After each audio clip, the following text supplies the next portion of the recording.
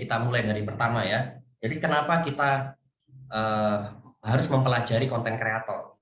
Jadi yang pertama, tadi yang saya bilang bahwa mulai bangun tidur sampai kita tidur lagi, seharian penuh kita akan mengkonsumsi konten baik dalam sadar maupun tidak sadar.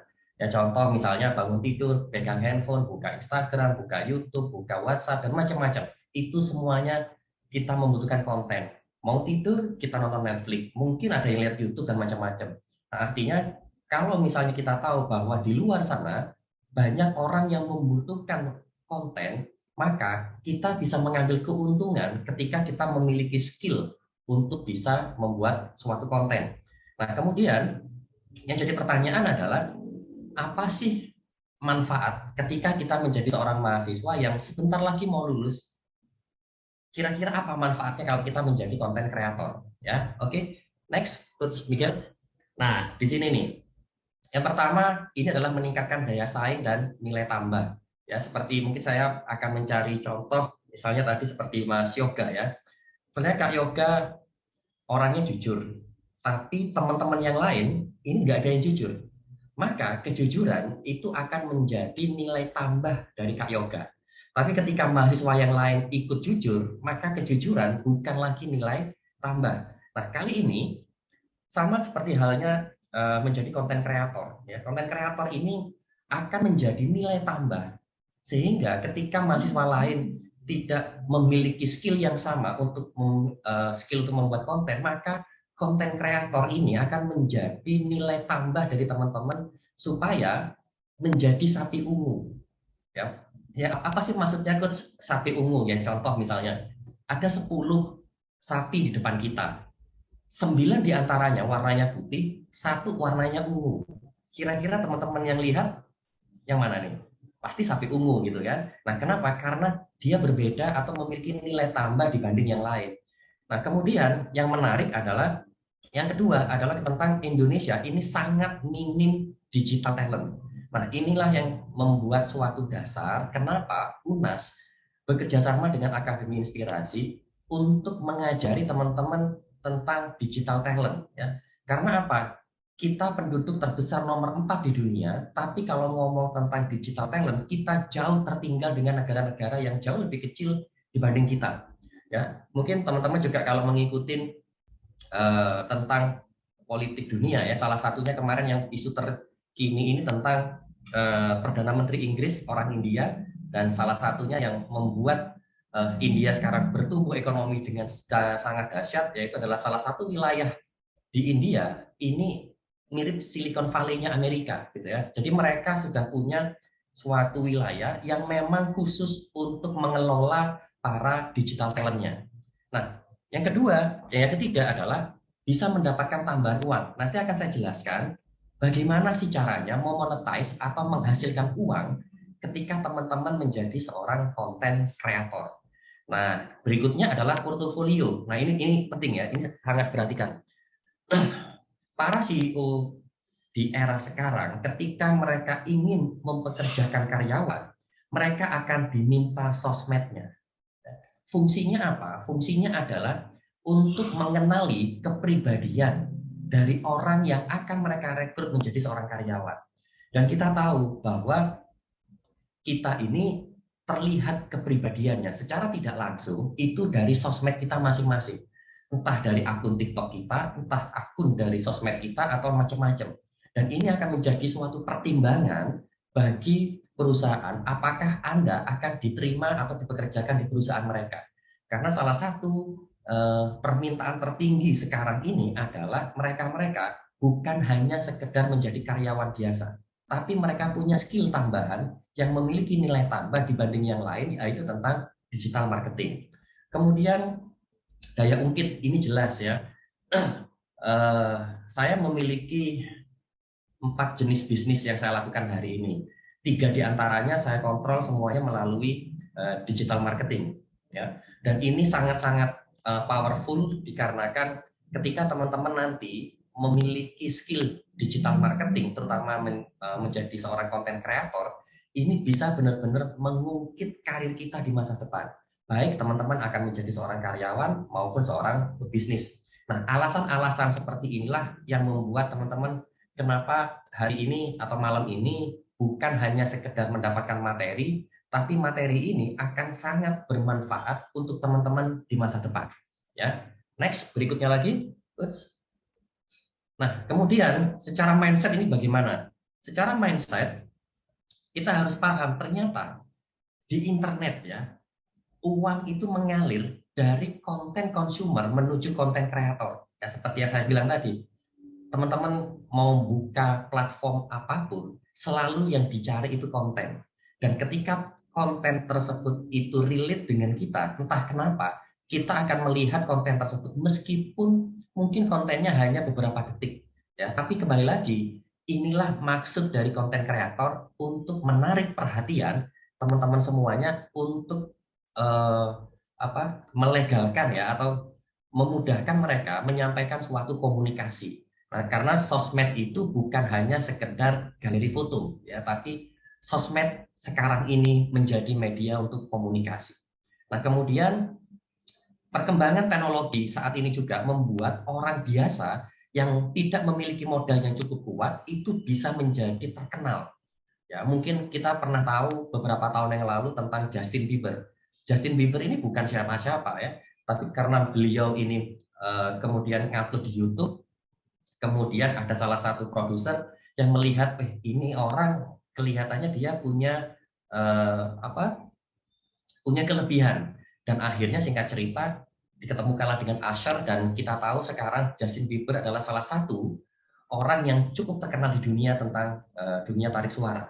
Ya. Nah, kemudian mindset yang ketiga adalah test, operate, test, exit. Nah, maksudnya begini, di dalam dunia digital marketing ini, teman-teman jangan takut untuk mencoba. Ya, contohnya misalnya ketika teman-teman ingin mandi pakai shower, ya, kemudian pingin airnya yang hangat, tidak mungkin tiba-tiba teman-teman langsung begitu dibuka kerannya langsung mandi. Ya, karena kalau misalnya ternyata suhunya tidak pas, kita bisa kepanasan. Apa yang kita lakukan adalah kita ngetes dulu nih. Setelah showernya hidup, kemudian kita pakai tangan, apakah kehangatan ini sudah cukup untuk diri kita. Nah, ketika terlalu panas, kita akan otak-atik gimana caranya mengatur suhu yang sesuai dengan keinginan kita. Nah, sama ketika teman-teman nanti menjadi konten kreator. Ketika teman-teman menjadi konten kreator, semuanya ini harus dites. Dan jangan ketakutan ketika ingin mengupload di sosial media kita masing-masing. Ada beberapa yang engagementnya tinggi, tapi ada juga yang tidak. Nah, tapi dari sini kita bisa mengevaluasi jenis-jenis konten seperti apakah yang work terhadap sosmed kita masing-masing. Ya, artinya mindset ini harus menjadi fondasi awal teman-teman ketika ingin menjadi seorang konten kreator.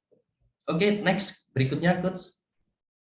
Nah, ini yang menjadi tugas ya. Jadi teman-teman tadi disampaikan ini tugasnya bukan tugas sesuatu yang berat ya. Tugas ini sebetulnya untuk menggali kelebihan teman-teman ini apa gitu.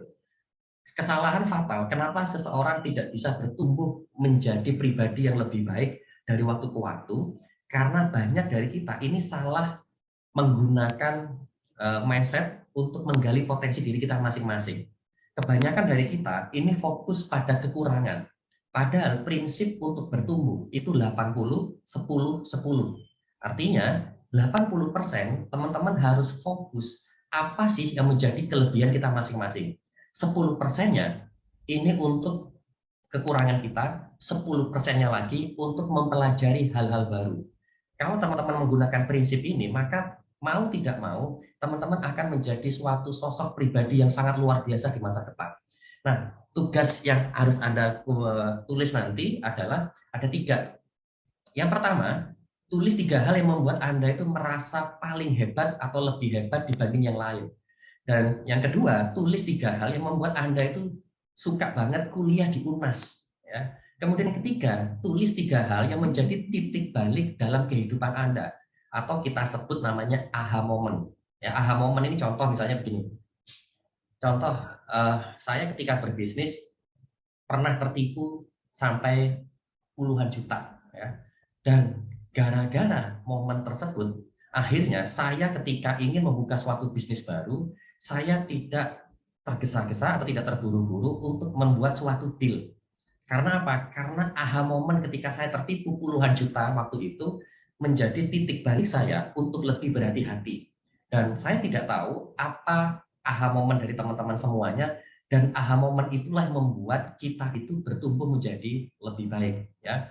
Dan nanti silakan, ini tugas yang sangat sangat mudah, dan tujuan dari tugas ini adalah supaya teman-teman melihat bahwa Anda ini, kita semuanya ini memiliki hal-hal hebat yang kalau ini digali secara serius, ini akan menjadi titik balik teman-teman memiliki pribadi yang jauh lebih sukses di masa depan. Ya, oke. Berikutnya, coach. Nah, kemudian, nah ini the messenger ya. The messenger ini istilahnya sang pembawa pesan. Jadi setiap perusahaan atau setiap bisnis harus ada sang pembawa pesan, ya. Seperti teman-teman yang mungkin tahu bahwa iPhone itu pasti Anda tidak akan pernah lepas yang namanya Steve Jobs, ya. Steve Jobs ini adalah salah satu icon atau the messenger dari iPhone. Kemudian kalau teman-teman tahu Mark Zuckerberg, beliau adalah sang pembawa pesan dari Facebook. Kalau di Indonesia mungkin Gojek, ya. Nah, di Makarim misalnya, atau mungkin Rans Entertainment adalah Raffi Ahmadnya, dan macam-macam. Setiap kita ingin membuka suatu bisnis di digital marketing, harus ada sang pembawa pesan atau sang messenger. Nah, kemudian nanti ketika teman-teman ingin membuat suatu konten, teman-teman harus tahu kira-kira dari 4 tipe messenger ini kita termasuk tipe yang mana, ya. Yang pertama ada yang disebut namanya tipe leader. Tipe leader ini setiap dia mengupload suatu konten, dia punya hasrat untuk menggerakkan orang lain dan bisa membimbing orang lain untuk mencapai apa yang mereka inginkan. Nah, ini tipe-tipe pertama. Jadi mereka itu selalu membuat konten-konten yang untuk menggerakkan orang lain mengikuti apa yang mereka inginkan. Kemudian tipe petualang, ya. Tipe petualang ini dia selalu memiliki rasa penasaran, sehingga apa yang dia upload itu selalu berdasarkan rasa ingin tahu, ya. Kemudian tipe yang ketiga, ini tipe reporter, ini tipe kakak saya nih. Mereka suka membuat konten yang isinya konten tersebut adalah berisi dengan interview dari orang-orang yang expert di bidangnya. Dan yang menarik adalah karena audiens itu lebih percaya orang lain yang berbicara tentang sebuah produk dan hasilnya lebih dipercaya dibanding kalau kita sendiri yang mengatakan. Nah, ini tipe yang ketiga. Nah, tipe yang keempat adalah tipe relevant hero. Sebetulnya tipe relevant hero ini adalah tipe-tipe pemalu yang mereka awalnya tidak terlalu suka muncul di layar, ya. Namun karena mereka menyadari apa yang mereka miliki ini sangat berharga dan layak untuk di-share ke orang lain atau ke publik, makanya akhirnya mereka berani keluar dari zona nyaman. Nah, ini kalau saya lihat dari 4 tipe, saya termasuk sebetulnya tipe yang keempat. Saya punya akun YouTube, ada puluhan video di situ, dan tidak ada satupun muncul wajah saya, ya. Artinya kita memiliki tipe-tipe yang berbeda-beda, namun kalau kita ingin sukses dalam digital marketing, mau tidak mau kita harus memilih dari 4 tipe ini, kita ingin menjadi tipe messenger yang sebelah mana, gitu, ya. Jadi setelah kita tahu di mana kelebihan kita, kita juga harus tahu kita ini tipe messenger yang seperti apa, ya. Nah, kemudian berikutnya lagi, next, coach. Nah, kemudian tentang framework, ya.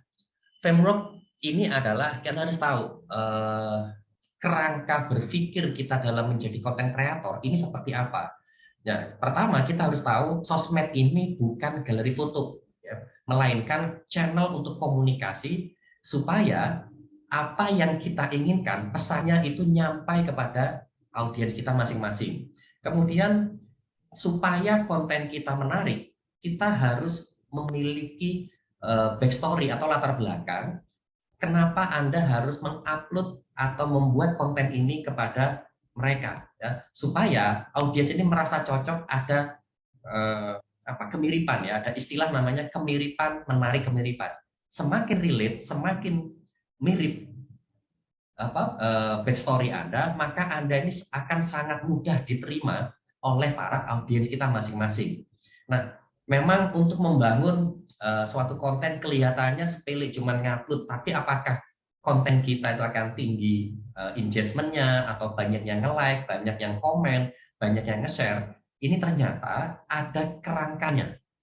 Ya, kerangkanya sebenarnya ada 5. Ya, pertama itu adalah bagaimana kondisi awal Anda punya masalah, kemudian dream audiens itu seperti apa, terus ada penghalang untuk mencapai hal tersebut, kemudian ada aha moment untuk menemukan cara yang berhasil mencapai goalnya, resource-nya atau sumber dayanya yang dibutuhkan seperti apa, dan memperkuat alasan-alasan bahwa apa yang Anda lakukan ini memang layak untuk dikonsumsi oleh publik. Nah, ini contoh ya, misalnya contoh.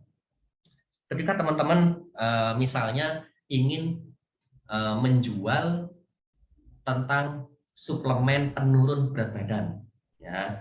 Jadi kondisi awalnya teman-teman mungkin saya dulu kalau saya pribadi kebetulan saya suka nge-gym ya, dan ini salah satu produk fisik yang paling banyak saya jual di awal-awal saya memulai karir di digital marketing ini, karena saya tertarik untuk menjual yang namanya produk penurun berat badan ya. Jadi misal awal saya bobot 75 kilo ya, kemudian sama dengan audiens kita yang lain, kita sangat kesulitan untuk diet ya. Jadi kondisi awal ya kita semua sama lah ya.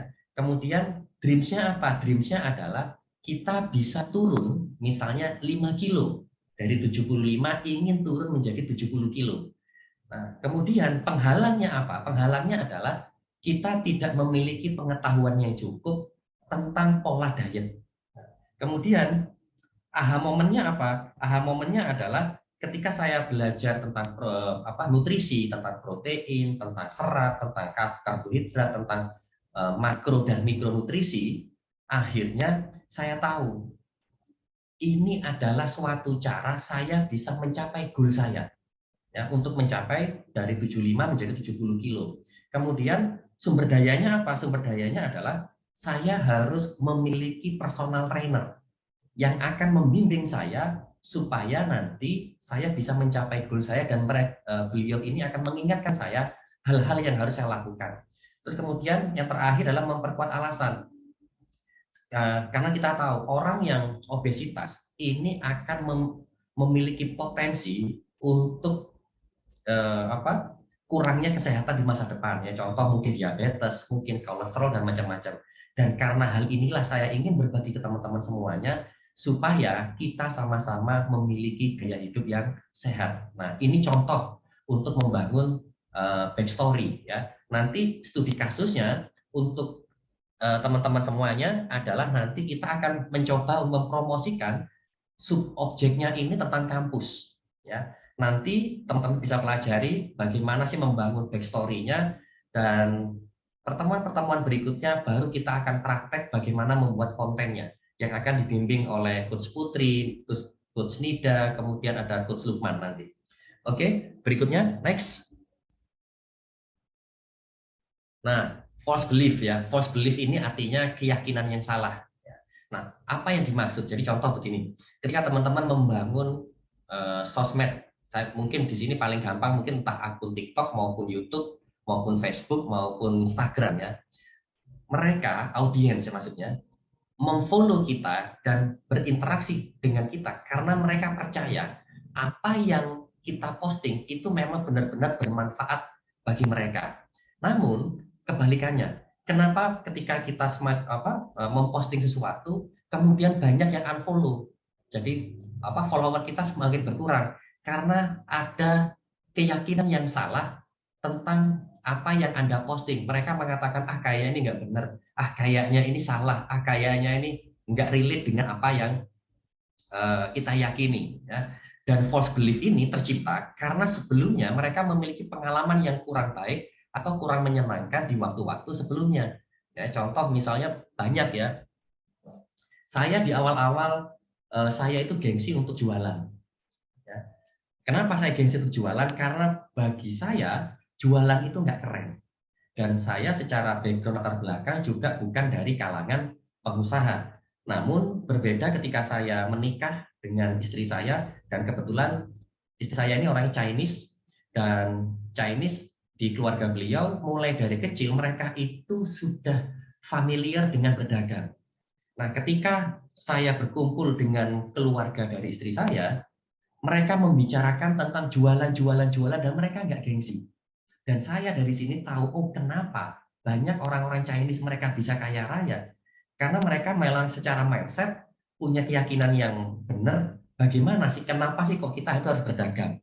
Ya, bagi teman-teman yang muslim juga harus sama, seperti Rasulullah sendiri, mulai dari kecil beliau sudah berdagang, dan dari kecil beliau sudah kaya raya, ya, semenjak muda. Karena apa? Karena berdagang.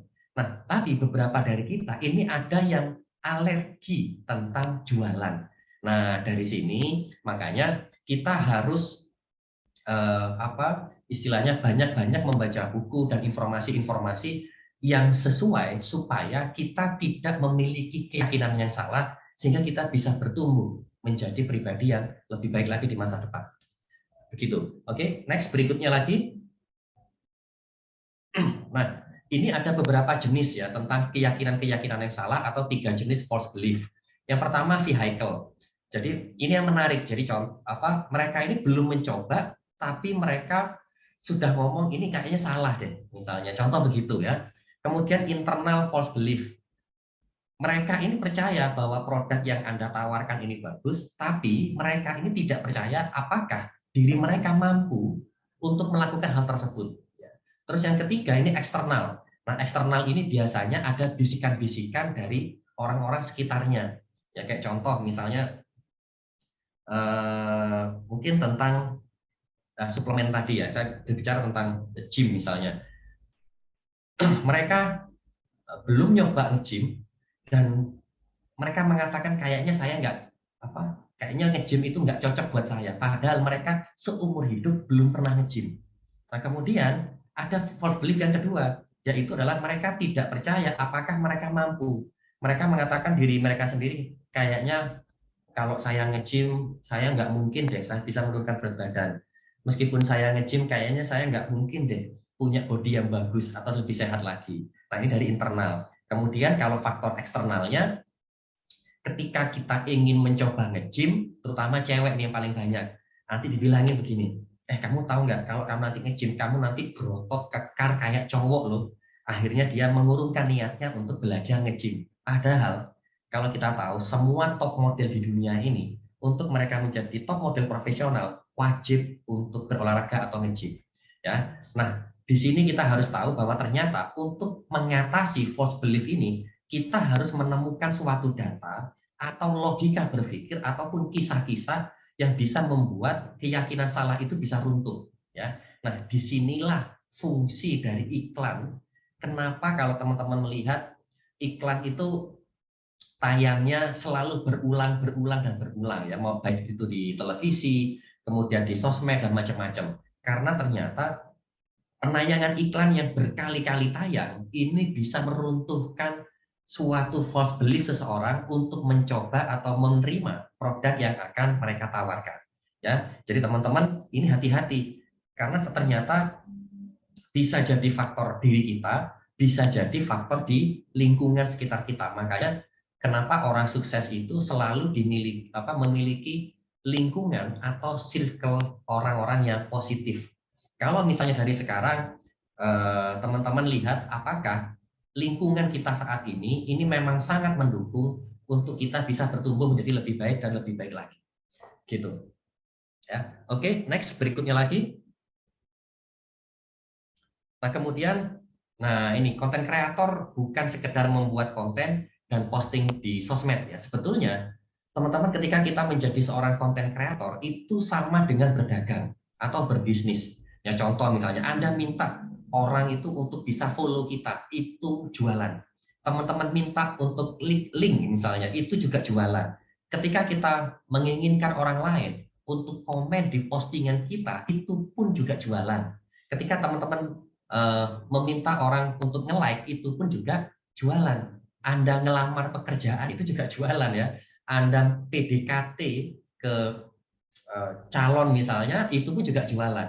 Nah, artinya kita ini jangan alergi dengan kata-kata jualan, supaya kita benar-benar menjadi apa ya istilahnya, menjadi penggerak roda ekonomi bangsa ini. Karena saya membaca suatu artikel, negara itu bisa maju ketika populasi pengusaha di suatu negara tersebut di atas 2%.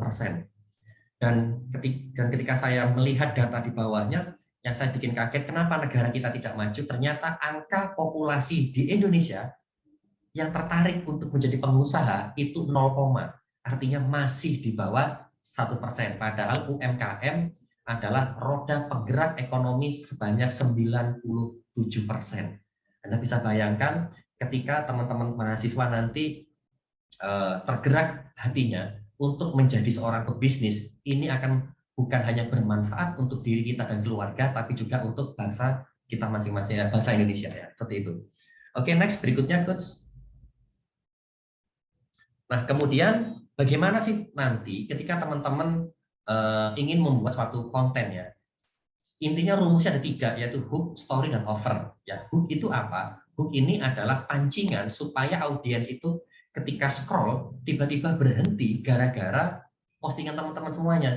Nah, hook ini nanti akan diajarkan oleh materinya Coach Lukman, Coach Nida, sama Coach Putri. Bagaimana sih membuat hook yang menarik sehingga ketika audiens itu scroll di sosmednya, mereka langsung berhenti gara-gara konten kita yang kita buat. Kemudian yang kedua adalah story. Ya, jadi selalu ada story, harus ada kisah di balik konten yang kita share di sosmed kita masing-masing. Karena yang membuat konten itu hidup adalah ada kisah di balik konten yang kita akan share di sosmed kita masing-masing. Ketika kita hanya share konten tapi tidak ada story, tidak ada kisah di balik konten tersebut, orang tidak akan tertarik lebih jauh untuk mempelajari apa yang kita share.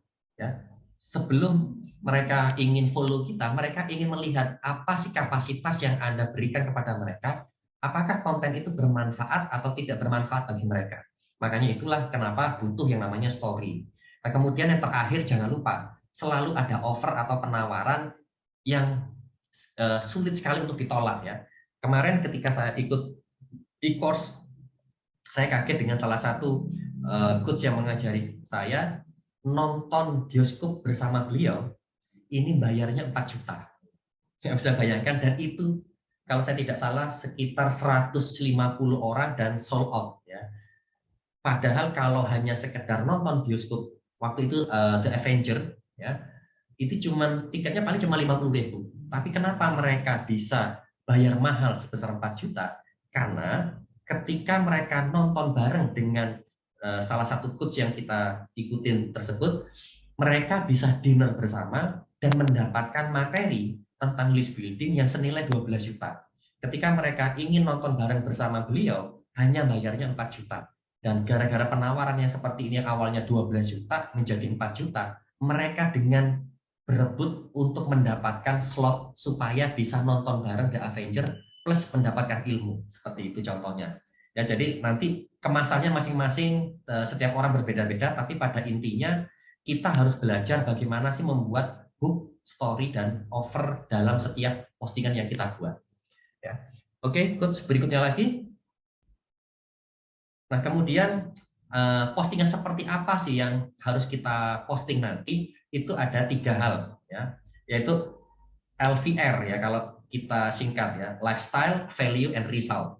Jadi lifestyle adalah contoh kehidupan sehari-hari yang ingin Anda tampilkan yang relate dengan target market Anda.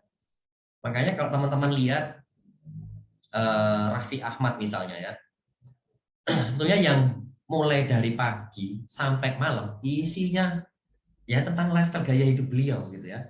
Dan ini memang salah satu cara untuk meningkatkan trust dan meningkatkan follower supaya mereka tahu berarti kalau saya suatu saat ingin jadi seperti Raffi Ahmad, kira-kira gaya hidup beliau ini kayak apa sih yang namanya hidupnya sultan ya, terkenal dengan sultan gitu. Terus value itu atas satu nilai konten yang berisi tentang tips sharing berupa foto, video ataupun carousel. Nah, ini kita tahu bahwa kita itu menyukai konten-konten yang memiliki nilai tambah atau bermanfaat dengan kita. Karena saya suka nge-gym, saya banyak sekali follow akun-akun yang berisi tentang tips dunia nge-gym gitu. Kemudian result atau konten yang menunjukkan hasil akhir ketika mereka membeli produk yang kita tawarkan. Ya, jadi ketika kita ingin membuat suatu konten, suatu channel tertentu, pastikan bahwa selain lifestyle value harus ada di akhir dari konten tersebut ada namanya result atau hasil, supaya mereka memahami bahwa kalau saya menggunakan produk yang Anda tawarkan, hasil akhirnya adalah impian mereka itu bisa terwujud seperti itu. Ya, seperti saya, jadi contohnya saya pingin badannya kotak-kotak, badannya atletis, dan karena mereka menggunakan teknik konten lifestyle, value dan result, akhirnya saya menggunakan produk mereka meskipun itu nilainya jutaan rupiah ya, dan itu saya konsumsi setiap bulan gitu. Itu contohnya. Dan setiap hari kita mungkin punya hal-hal yang berbeda-beda ya. Mungkin kalau yang perempuan mungkin lebih suka kosmetik ya, mungkin fashion dan macam-macam. Oke, next berikutnya lagi. Nah, ini saya akan share sesuatu elemen ya, bagaimana sih supaya konten kita ini bisa viral gitu. Ini harus menyangkut beberapa hal ya, ada 6. Yang pertama adalah social currency. Orang akan merasa hebat dan keren jika bisa membagikan konten tersebut. Nah, karena ingat sekarang ini kan marketing 4.0 ya. Jadi kita berbasis komunitas atau kita punya bestie, teman dekat yang mereka memiliki ketertarikan sama dengan kita. Ya, tapi untuk supaya lebih mudah saya akan mengambil tema seperti nge-gym tadi. Ketika saya tahu bahwa ternyata ada teknik terbaru untuk memiliki badan yang atletis dan ada yang share tentang konten tersebut, saya akan langsung share konten tersebut di grup gym saya, dan saya langsung mendapat suatu apresiasi dari teman-teman. Wih, keren ya, ternyata ada loh yang dulu untuk memiliki badan atletis butuh bertahun-tahun, ternyata dengan teknik baru ini cukup 3-6 bulan badan kita langsung bisa jadi atletis ya. Kemudian ini teknik yang saya contoh OCD dan macam-macam. Kemudian trigger, jadi alasan orang akan mudah mengingat dan kuncinya ini adalah di branding. Ya, ini berkaitan dengan materi Zoom kita pertama, punya Coach Ananto, bagaimana sih teman-teman ini harus punya branding yang kuat. Jadi Anda ini ingin dikenal sebagai apa, atau Anda itu dibicarakan apa oleh orang-orang sekitar Anda ketika Anda tidak ada di sana. Itulah yang namanya branding. Ya. Kemudian yang ketiga adalah tentang emotion atau emosi. Orang membagikan konten itu yang bisa membangkitkan emosi seperti kagum, gembira, happy, dan macam-macam. Kemudian yang terakhir adalah yang kelima ya, itu tentang publik atau pengumuman informasi terkini acara berita maupun berita publik gitu. Ini paling banyak sewaktu kita di awal-awal pandemi COVID ya, di mana konten-konten di bulan Maret, April sampai Mei, konten-konten yang berkenaan dengan COVID ini paling banyak di-share di sosmed kita masing-masing. Karena apa? Karena memang pandemi COVID-19 itu sesuatu hal yang baru bagi kita dan kita masih minim informasi. Karena minimnya informasi seperti ini sehingga banyak dari kita itu yang men-share tentang kejadian-kejadian terkini tentang COVID-19 ya. Kemudian berikutnya Coach. Nah, practical value ya. Jadi practical value ini adalah konten-konten yang mengandung tips praktis. Jadi contoh misalnya 5 langkah untuk mengatasi jerawat ya, atau mungkin 3 cara untuk menurunkan berat badan, atau mungkin 4 cara untuk tampil lebih cantik, lebih tampan, lebih keren gitu ya. Dan masih banyak contoh-contoh yang lain. Ya, dan contoh yang terakhir adalah story. Story adalah konten viral yang selalu memiliki kisah yang bisa memicu atau menggugah emosi sehingga audiens itu merasakan relevan dengan kisah Anda sehingga banyak konten tersebut dibagikan dan menjadi viral. Nah, ini saya alami sekitar 1 minggu yang lalu ketika kami ada anniversary dari Akademi Inspirasi. Setelah pulang dari acara Akademi Inspirasi, kakak saya kebetulan mampir ke keponakan ya. Dan kebetulan keponakan saya ini lulusan Indonesian Idol, namanya Tiara. Dan kebetulan juga besoknya saya punya keponakan yang lagi ulang tahun. Dan Tiara punya inisiatif untuk membuat video pendek, dan kemudian oleh keponakan saya masih SD ini diupload lah di WhatsApp-nya. Dan ketika saya balik ke kota Jember, saya ke sekolah anak saya, itu langsung viral. Guru-gurunya tiba-tiba nanya ini, nanya itu, banyak wali murid yang nanya-nanya ini. Saya baru tahu ternyata yang fans sama Tiara ini sangat banyak, dan dari situ akhirnya konten tersebut bisa viral di sekolahnya. Nah, hal-hal seperti ini kalau teman-teman pelajari, maka apapun yang teman-teman nanti bisa posting di sosmed ini akan menjadi sangat viral, asal melengkapi dari 6 elemen tadi. Ya, oke. Berikutnya lagi, next. Nah, sekarang kita ini masuk materi cuan ya. Jadi memangnya kalau saya nanti serius atau membangun sosial media saya dengan benar, kira-kira kita dapat apa gitu ya. Ini saya ambil dari artikel popstar.me ya. Dan ini ternyata yang menarik, ketika teman-teman bisa membangun channel sosmednya dengan baik, ternyata selain ini bermanfaat untuk mendongkrak karir, ini juga bisa menghasilkan cuan bagi kita. Ya, contohnya ya, kalau teman-teman punya 3.000 sampai 25.000 follower, biasanya ketika ada endorse, itu nilainya 1,4 sampai 3,7 juta rupiah. Ya. Kalau misalnya follower kita 25.000 sampai 100.000 follower, kurang lebih akun kita itu dinilai kurang 5 sampai 8 juta rupiah. Ketika 100.000 sampai 500.000 follower, 5 juta sampai 17 juta.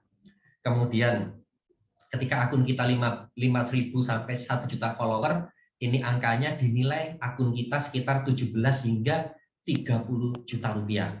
Nah, ini keren ya. Kemudian kalau teman-teman sudah punya follower 1 hingga 5 juta, ini nilainya sudah cukup besar, yaitu 37 hingga 74 juta. Di atas 5 juta, maka penghasilan kita dari akun tersebut value-nya dinilai sekitar 74 juta. Dan kita punya pengalaman ya, waktu itu kita bekerja sama atau endorse dengan Raffi Ahmad, Nagita dan putranya waktu mereka berlibur di Swiss ya. Dan Akademi Inspirasi waktu itu membayar nilainya lebih dari 70 juta. Padahal beliau ngomong itu paling nggak sampai 2 menit ya. Dan hanya hand endorse seperti itu, Raffi Ahmad langsung dapat puluhan juta, bahkan mungkin ratusan juta nilainya. Nah, apa sih kelebihannya? Kelebihannya kalau misalnya kita di endorse adalah ini bisa dilakukan secara paruh waktu. Nah, kelemahannya penawaran seperti ini tidak rutin, maksudnya tidak setiap hari. Namun, kalau misalnya kita misalnya seorang mahasiswa atau teman-teman nanti sudah bekerja dan akun dari teman-teman ini memiliki follower yang jumlahnya cukup besar, maka Anda punya potensi untuk tetap kuliah, tetap melakukan pekerjaan, tapi dapat penghasilan tambahan senilai jumlah follower kita masing-masing. Dan ini penghasilannya cukup lumayan. Ya. Terus yang kedua, profit dari konten. Next, selain dari endorse, kira-kira apa saja? Yaitu adalah tentang event ya, atau kelas webinar online berbayar. Nah, ini saya juga merasakan ketika pandemi selama 2 tahun, saya hampir setiap bulan mengikuti webinar-webinar online berbayar, ya, karena kita nggak bisa kemana-mana, nggak bisa keluar kota, aktivitas kita juga dibatasi, dan supaya saya bisa terus update informasi, saya harus mengikuti kelas webinar, mulai dari ratusan ribu rupiah hingga jutaan. Ya. Kemudian yang ketiga adalah jualan produk fisik. Ya. Ini kelebihannya adalah transaksi bisa setiap hari dan tidak terbatas. Kelemahannya berurusan dengan produk kecuali Anda menjadi reseller ataupun dropshipper. Ya, nah ini contoh ya. Misalnya teman-teman mungkin tahu Disney atau Universal ataupun DC maupun Marvel misalnya. Ketika teman-teman tahu bahwa apa sih konsep bisnis yang mereka lakukan, pertama kali pendekatan mereka ke audiens itu melalui karya film, ya. Dan ketika teman-teman ngefans dengan film tersebut, apa yang terjadi? Ketika mereka mengeluarkan komiknya, kemudian mengeluarkan aksesoris baju maupun robot dan macam-macam, Anda akan rela membayar untuk mendapatkan aksesoris tersebut karena itu bagian dari film yang Anda sukai. Ya, mungkin teman-teman pernah ke Universal Studio di Singapura misalnya. Ketika kita masuk di situ, kita udah bayar. Ya, mungkin senilai sekitar, kalau di rupiah kan berapa ya? Sekitar 500.000 rupiah. Sampai di dalam, karena saya waktu itu suka dengan Jurassic Park dan The Lost World, saya hampir membeli aksesoris-aksesoris seperti kaos, kemudian jam tangan, boneka, dan macam-macam. Itu nggak terasa sampai jutaan rupiah. Ya. Jadi kita udah masuknya bayar, ikut wahananya bayar, sampai di sana kita masih dijualin lagi. Nah, ini suatu teknik marketing 4.0. Ya, jadi bagaimana membangun komunitas. Cuman teknik mereka kontennya menggunakan film. Ya. Kemudian berikutnya yang keempat adalah jualan jasa seperti web design, properti, arsitek, dan macam-macam. Ini juga pernah saya lakukan, ya bahkan sekitar 2 minggu yang lalu ada beberapa orang yang ingin menggunakan jasa saya untuk membuat web design. Ya bahkan saya punya teman yang properti juga, mereka konsultasi dan macam-macam, dan saya dapat uang dari sana. Gitu. Berikutnya, kira-kira masih ada lagi? Yaitu tentang affiliate marketing. Nah, ini yang menarik. Ya, affiliate marketing ini mirip seperti reseller yang tadi kita bahas. Bedanya adalah tempat terjadi transaksinya bukan di tempat kita, tapi transaksi ini tetap terjadi di pemilik produk. Bedanya adalah kita biasanya menggunakan link. Ya, jadi contoh mungkin teman-teman pernah mengikuti podcastnya Deddy Corbuzier misalnya. Waktu itu beliau di era pandemi sempat menjual produk vitamin D karena diyakini ternyata vitamin D itu bisa meningkatkan sistem imunitas dan menangkal COVID. Dan ketika kita tertarik, Deddy mengatakan kalau teman-teman tertarik silahkan untuk klik link di bawah deskripsi. Nah akhirnya jumlah viewer yang begitu besar, begitu banyak orang yang tertarik untuk membeli, padahal Deddy Corbuzier tidak menjual obat, tapi beliau menggunakan teknik affiliate marketing.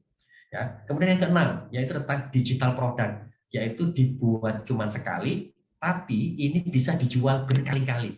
Dan saya salah satu konsumen atau fans berat dari digital product, karena ini salah satu cara yang paling efektif saya bisa belajar di mana saja, termasuk saya pakai Spotify ya teman-teman. Kalau misalnya menggunakan aplikasi Spotify, kalau kita tidak berbayar maka akan banyak muncul iklan dan kita tidak bisa mengatur playlistnya. Tapi ketika teman-teman ingin terhindar dari iklan dan mengatur playlist sendiri, maka kita harus membayar kurang lebih sekitar Rp50.000 ya, sama dengan YouTube. Ya teman-teman kalau misalnya lihat YouTube pasti akan ditawarin premium. Nah contoh seperti itu. Kemudian yang ketujuh adalah membership. Orang membayar agar bisa mengakses konten maupun karya Anda. Jadi biasanya dikasih gratisan dulu 1, 2, 3 produk. Dan kalau ingin mendapatkan lebih, teman-teman harus membayar. Sama seperti prinsipnya digital product nomor 6 tadi. Yang terakhir adalah dari iklan YouTube. Ya kita tahu seperti Atta Halilintar, kemudian Baim dan Raffi, penghasilan dari YouTube-nya itu sangat fantastis ya, dari iklan tentunya. Jadi dari sini teman-teman tahu bahwa ternyata ketika kita punya skill menjadi konten kreator, ada banyak cara untuk menghasilkan uang dari konten yang kita buat. Ya, oke. Berikutnya lagi, oke. Semua orang itu terkoneksi dengan internet untuk melihat suatu konten dalam berbagai bentuk. Konten menjadi pusat perhatian di dalam dunia digital, dan seorang konten kreator bisa menjadi perhatian banyak orang untuk mengarahkan opini publik, menjual produk, maupun menjadi selebriti. Nah, maksudnya apa teman-teman? Maksudnya adalah di era digital seperti sekarang, teman-teman ini bisa memiliki suatu potensi untuk menjadi orang terkenal ketika memiliki skill untuk menjadi seorang konten kreator, ya. Nah, artinya ketika teman-teman nanti mempraktekkan apa yang diajarkan oleh Zoom berikutnya oleh Coach Nida, Coach Putri maupun Coach Lukman, maka teman-teman akan memiliki skill yang tidak dimiliki oleh mahasiswa lain di universitas lain. Karena kita tahu seseorang yang bisa sukses di masa depan karena mereka memiliki skill atau keterampilan yang tidak dimiliki oleh orang lain. Dan ketika keterampilan ini menjadi nilai tambah teman-teman, maka teman-teman punya potensi yang sangat besar untuk menjadi orang sukses di masa depan. Ya, nah mungkin itu saja yang bisa saya sampaikan materi malam ini. Semoga saja materi ini bermanfaat dan bisa membuat suatu nilai tambah untuk karir teman-teman mahasiswa semuanya, terutama di kampus UNAS.